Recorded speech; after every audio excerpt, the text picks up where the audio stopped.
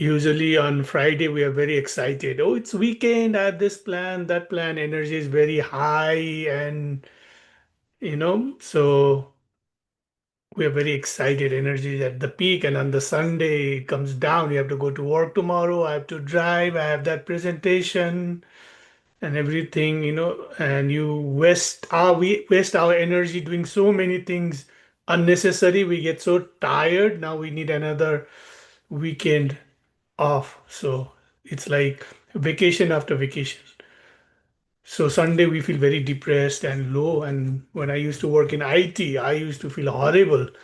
I used to do so many things on Saturday, Friday. I was excited going out, clubbing to friends, inviting friends, too many plans. So my energy was leaked from my nine holes: two eyes, two ears, mouth, and other two anus and genitals. So from nine holes, our mind expresses, and with that, our energy is also leaked. And for meditation, we need to conserve energy so that we have to make sure our nine holes get shut down so that we are very much focused in the present moment, and that energy we can take it to higher centers. So that's what is called Kundalini awakening process, where energy goes within and without and up, and then from here we go to witnessing. So it's very difficult to witness from down.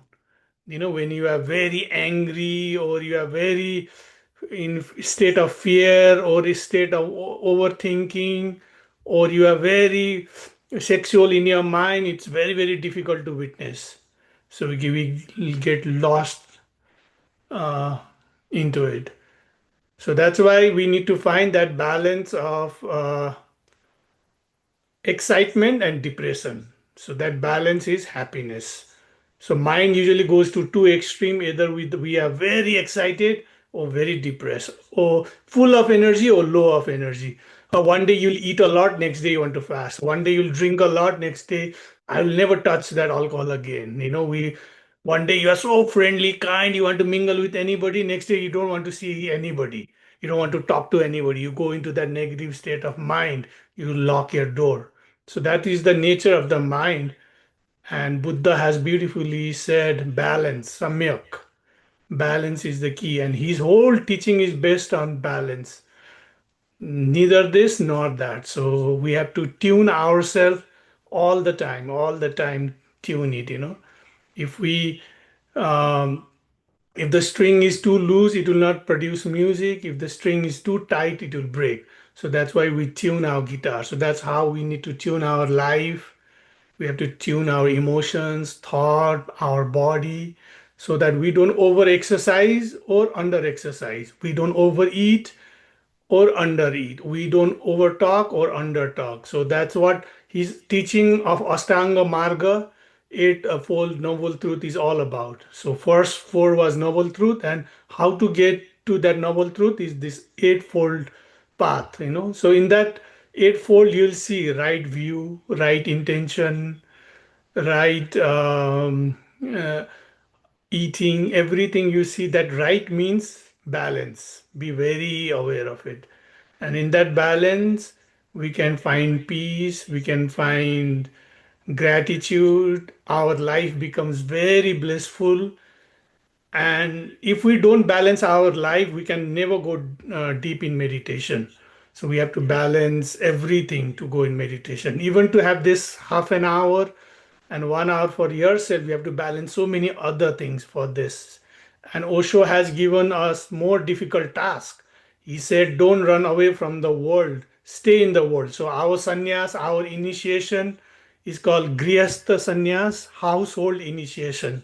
So we have to stay in the home, balance our job, family, all our desires, all the complication and um, things comes with our life. We have to balance everything. So more we can balance it, financial state, emotional state, mental states, we go deeper in meditation. So this path is path of fire. Usually in the past, people would go to monasteries or Himalayas and run away from life. So they had only one dimension of life. It was very Osho saw that not many people could be transformed in that one dimension of life because they are not tested enough. So we need to be tested. So that's why he kept us in the material world with our families, with our job, with our passion, with luxury of science, technology, everything. He kept us in the marketplace, but if we are transformed, then we are not attached to it. We can leave it anytime. We are with the family, but we can leave family anytime. We can we earn money, but we can leave the money anytime. We are not attached to anything, you know. So we that is our test. So if it is there, enjoy. If it is not there, say thank you. I enjoyed you, and goodbye. Okay. So in that state of peace, our breath is less. So we'll be doing this breath meditation from Begin Bhairav Tantra, and you'll see that dog breathe like 10 to 35 times per minute. Same with cat family, and their lifespan is very short. Tortoise only breathes like 2 to 4 times per minute. You know, so their lifespan is so long, 80 to maybe 300 years or something. Elephant has big lifespan because the breath is they don't breathe a lot. So when we breathe a lot, our inner mechanism gets disturbed. When we eat a lot, our inner mechanism gets disturbed. So we lose our health, you know. So in the moment of anger, we have too much anger, we breathe heavy and we breathe a lot. So that is, it will release poison in our body. So yogis and highly evolved meditators, they breathe very less. Like it's like a small needle, and they only breathe like 2 to 4 times in a minute, you know. But people who are overthinking too much with desires all over the place, we breathe a little more. And then if there is anxiety, palpitation, if accident is going to happen, if somebody says bad thing to you, we breathe a lot.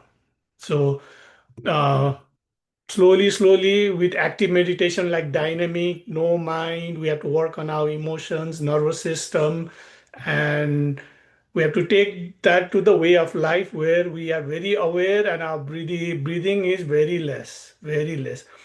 So in difficult situation, in dangerous situation, also when you go back to your breathing, you will know that you are not reacting. You are just responding to the situation because you are very aware of your breath and the circumstance.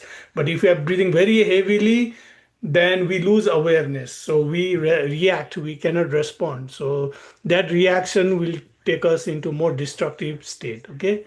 So this meditation today from Begyan Bhairav Tantra, we'll watch the breath going down, and there'll be a small pause, and then we'll watch it again coming up. So we'll do 2 or 3 techniques, short techniques. I will guide you. And in that pause is the truth. In that pause is the silence. So that pause is source of our energy. That pause is eternal in nature, but everything is very temporary. It comes and goes. That pause never comes, never goes. So that is our eternal nature. When Parvati asked Lord Shiva, what is the nature of truth? What is this universe? So Shiva said, watch your breath going in, and there's a small pause. If we can be aware of that pause, then from that is our gateway. From there, we can go and understand and merge with this Brahma, this universal cosmic energy. From there, we know what is truth. We realize the truth. So before that, friends, let's listen to Osho for a few minutes. He talks about enlightenment of Buddha and some insight about Bodhidharma. Then we'll do one small prayer and we'll do the meditation. Okay. So find a comfortable place, listening to